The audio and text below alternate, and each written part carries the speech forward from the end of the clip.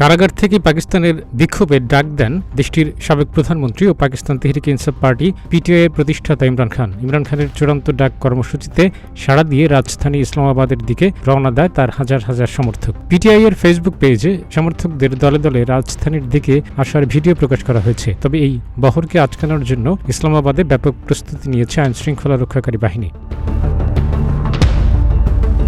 PTI সদস্যদের নেতৃত্বে ইমরান সমর্থকরা ইসলামাবাদের দিকে এগিয়ে যাওয়া এবং পার্লামেন্ট ভবনের কাছে জড়ো হওয়ার পরিকল্পনা করে। এ কারণে রাজধানীতে প্রবেশের মহাসড়কগুলো বন্ধ করে দেওয়া হয়। নগরীর বেশিরভাগ প্রধান সড়কে জাহাজের কন্টেইনার দিয়ে ব্যারিকেড তৈরি করেছে সরকার। পুলিশের সঙ্গে আধা সামরিক বাহিনীর সদস্যদের দাঙ্গা দমনের সরঞ্জাম সহ প্রধান সড়কগুলোতে মোতায়েন করা হয়েছে। এমনকি সাময়িকভাবে মোবাইল নেটওয়ার্ক পরিষেবাও বন্ধ রেখেছে সরকার।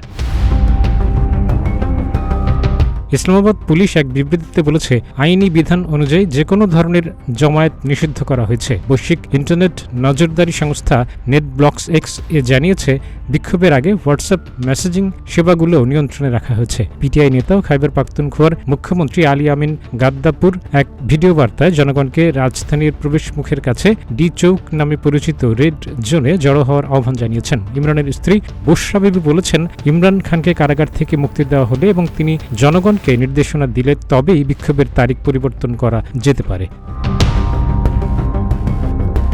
পাকিস্তানের স্বরাষ্ট্রমন্ত্রী মহসিন নাকভি বলেছেন, বিশৃঙ্খলা এড়াতে কোনো ধরনের বিক্ষোভ কিংবা অবস্থান ধর্মঘটের অনুমতি দেওয়া হবে না। ইসলামাবাদে 2 মাসের জন্য 5 বা তার অধিক মানুষের সমাবেশ নিষিদ্ধ করা এবং 144 ধারা জারি করা হয়েছে। পাকিস্তানের ডন এবং জিও নিউজের খবরে এসব তথ্য জানানো হয়েছে। কাজী আমদাদ, প্রতিদিনের বাংলাদেশ।